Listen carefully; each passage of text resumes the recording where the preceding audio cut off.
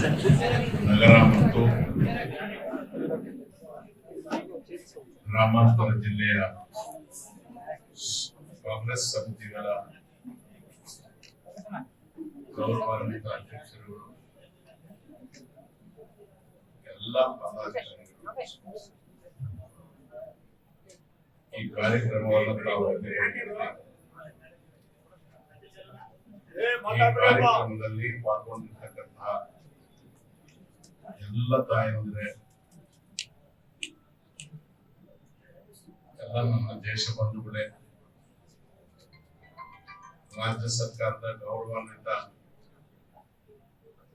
ಮಂತ್ರಿಗಳಾದಂತಹ father ಅವರೇ, ನನ್ನ ಅತ್ಯಂತ ಪ್ರೀತಿಯ ಸಹೋದರಿ ಶ್ರೀಮತಿ ಮಲ್ಲಿಕಾರವರೇ,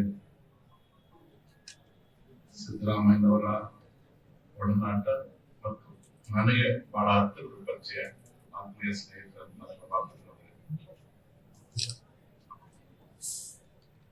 ರಾಜಕೀಯ ಭಾಷಣವನ್ನ ಮಾಡುವ ಉದ್ದೇಶ ನನಗಿಲ್ಲ.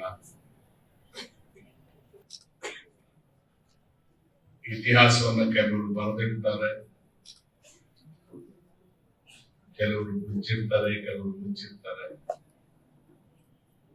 ಕೆಲವರು ತಮ್ಮ ಊರಿಗೆ ನೇರವಾಗಿ ಹೇಳ್ತಾರೆ. ಇದ್ದದ್ದನ್ನು ಇದ್ದ ಹಾಗೆ ಹೇಳಬೇಕಾಗುತ್ತೆ. ಕೆಲವ್ರಿಗೆ ಇಷ್ಟ ಆಗ್ಬೋದು, ಕೆಲವ್ರಿಗೆ ಇಷ್ಟ ಆಗಲ್ಲ.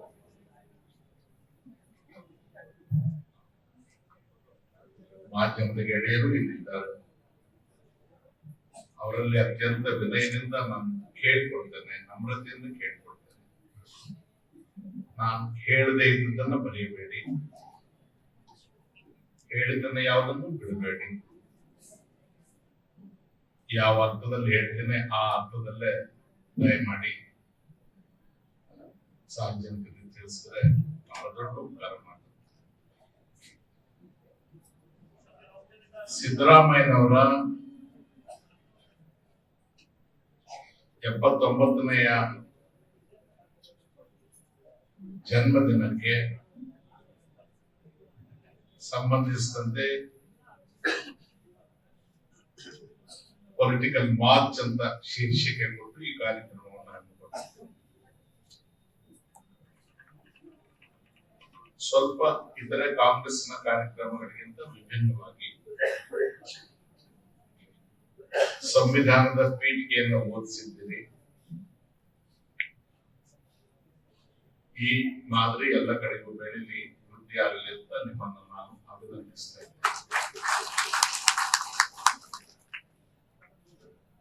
ಸಂವಿಧಾನಕ್ಕೆ ಸಿದ್ದರಾಮಯ್ಯನವರಿಗೆ ಬಹಳ ನೇರ ಸಂಬಂಧ, ಹತ್ತಿರದ ಸಂಬಂಧ. ಸಂವಿಧಾನದ ಪೀಠಿಕೆಯಲ್ಲಿ ಹೇಳಿದಂತಹ ವಿಚಾರಗಳು ಈ ದೇಶದಲ್ಲಿ ಜಾರಿಗೆ ಬರದೇ ಇದ್ದಿದ್ರೆ ಸಿದ್ದರಾಮಯ್ಯನವರು ಸಿದ್ದರಾಮಯ್ಯ ಹುಂಡಿಯಲ್ಲೇ ಇರ್ತಾ ಇದ್ರೆ ಹೊರತು ರಾಜ್ಯದ ಮುಖ್ಯಮಂತ್ರಿ ಆಗಲಿಕ್ಕೆ ಅವಕಾಶ ಇರ್ತಾ ಇರಲಿಲ್ಲ. ಆದ್ದರಿಂದ ನಾವು ನೆನಪಿಟ್ಟುಕೊಳ್ಬೇಕಾಗಿರುವ ವಿಷಯ, ಸಂವಿಧಾನ, ಅದರ ಕರ್ತವ್ಯಗಳು, ಅದನ್ನು ರೂಪಿಸುವಾಗ ಅವರಿಗಿದ್ದಂತ ಆಶಯಗಳು, ಅವರ ಮೇಲಿದ್ದ ಜವಾಬ್ದಾರಿ ಮತ್ತು ನಡೆದ ಬಂದ ದಾರಿ ಎಲ್ಲಿ ನಿಂತಿದ್ದೇವೆ, ಮುಂದೆ ಹೇಗೆ ಹೋಗ್ಬೇಕು.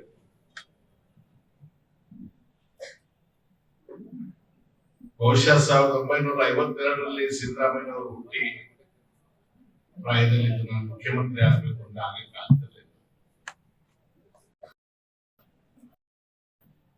ಅವತ್ತಿನ ರಾಜಕಾರಣ ಅದಕ್ಕೆ ಅನುಕೂಲವಾಗಿದೆ.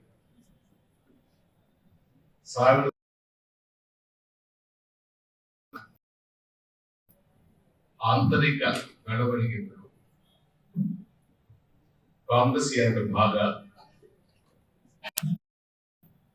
ಇಂದಿರಾ ಗಾಂಧಿ ಅವರು ಕೆಲವು ವಿಧಾಯಕ ಇದೇ ಜಿಲ್ಲೆಯ ಸಮಾನ ನನ್ನ ಗುರು ದೇವರಾಜ ಅರಸು ಅವರು ತೆಗೆದುಕೊಂಡಂತಹ ದಿಟ್ಟ ನಿಲುವು. ಅವತ್ತು ಅವರು ಪೀಠಿಗೆ ಹಾಕಿಬಿಟ್ರು. ಅದಾದ್ಮೇಲೆ ಬಂಗಾರಪ್ಪನವರು, ವೀರಪ್ಪನವರು, ಧರ್ಮ ಸಿಂಗ್ ಅವರು, ಸಿದ್ದರಾಮಯ್ಯ ಅವರು ಎಲ್ಲರೂ ಕೂಡ ಮುಖ್ಯಮಂತ್ರಿಗಳಾಗತಕ್ಕಂಥ ಒಂದು ಅವಕಾಶ.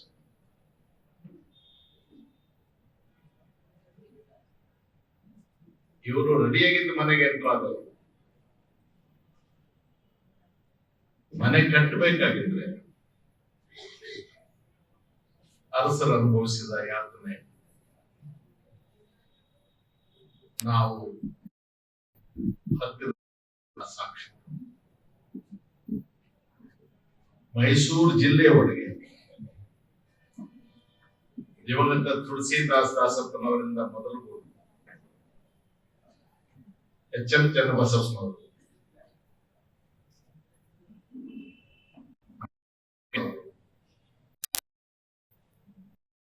ನಾಗರತ್ನಮ್ಮನವರು ಎಲ್ಲರೂ ಕೂಡ ಮುಖ್ಯಮಂತ್ರಿಗಳ ಸ್ಥಾನಕ್ಕೆ ಅರ್ಹರಾಗಿದ್ದಂತವ್ರೆ. ಇವರೆಲ್ಲರೂ ಕೂಡ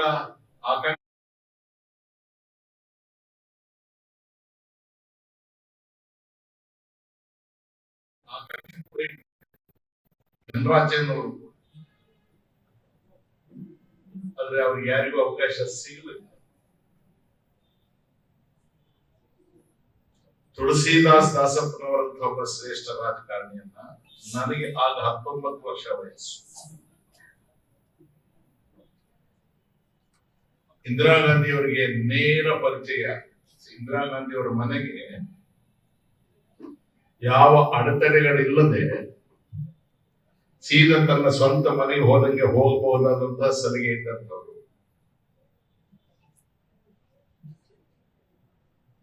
ಇಂದಿರಾ ಗಾಂಧಿ ಅವರು ಎದ್ದು ದಾಸಪ್ಪಾಜಿ ಅಂತ ಕರೆದು ಕೂಡಿಸ್ತಾ ಇದ್ದಂಥದ್ದು ನಾವು ಕಣ್ಣಾರೆ ನೋಡಿರ್ತಕ್ಕಂಥದ್ದು.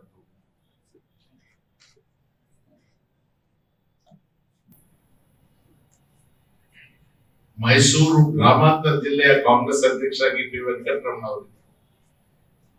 ನಾನು ಆಗಿಂದ ಮೈಸೂರಿಗೆ ಬಂದು ಹೋಗ್ತಾ ಇದ್ದೆ. ನಮ್ಮ ಕೆಂಪೇಗೌಡರು ಇದ್ದರೆಲ್ಲರೂ ಕೂಡ ಪ್ರಧಾನ ಕಾರ್ಯದರ್ಶಿ. ಒಂದು ಜೀಪ್ ಮೇಂಟೈನ್ ಮಾಡಕ್ ಆಗ್ತಾ ಇದೆ.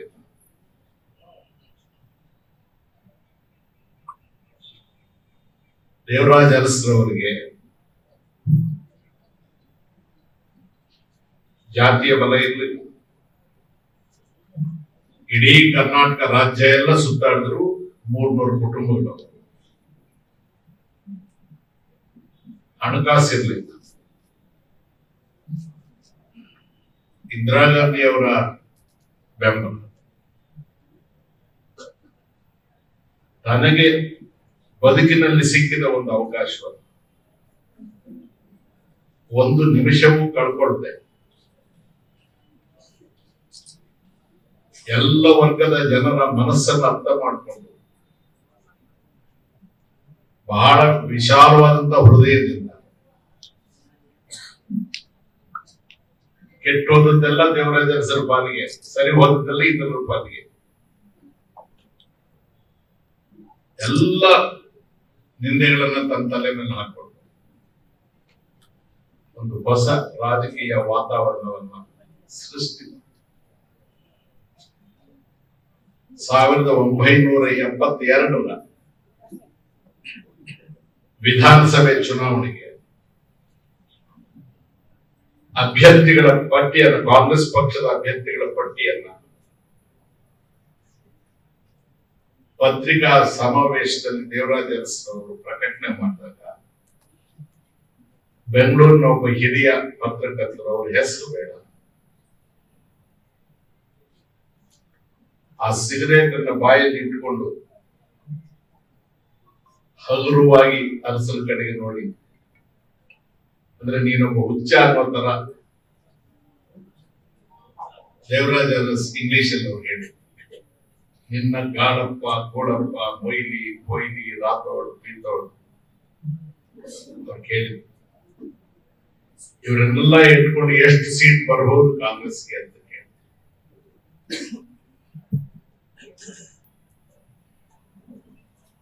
ನೇರ ಇಂದಿರಾ ಗಾಂಧಿ ಅವರಿಗೂ ಮತದಾರರಿಗೂ ಸಂಪರ್ಕ ಇದೆ.